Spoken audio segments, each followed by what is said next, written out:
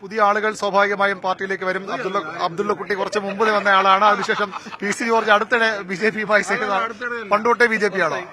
പണ്ടുപോലെ ജന്മന BJP എന്ന് ഞാൻ പറയല. ഞാനൊരു 2 കൊല്ലമായിട്ട് BJP 2 കൊല്ലം.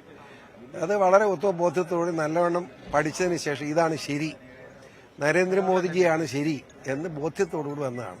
ഇപ്പൊ കണ്ടില്ലേ വികസിത കേരളം. ഇവിടെ കേരളത്തിൽ വന്ന് കേരളത്തിലെ BJP ഒന്ന് ആലോചിച്ചു. സംസ്ഥാന പ്രസിഡന്റ് വന്നു.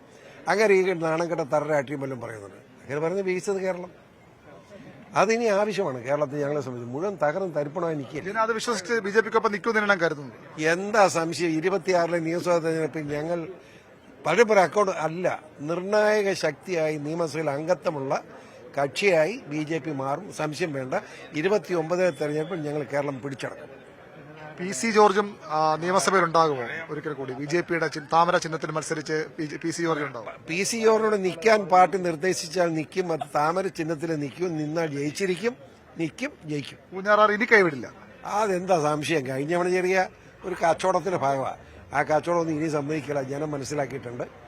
ഒരു സംശയമില്ല. നിയമസഭയ്ക്കകത്ത് നിങ്ങളെ കാണുമല്ലോ, നമ്മളെ വർത്തമാനം പറയാൻ കേൾക്കാം ധൈര്യമായിട്ട്.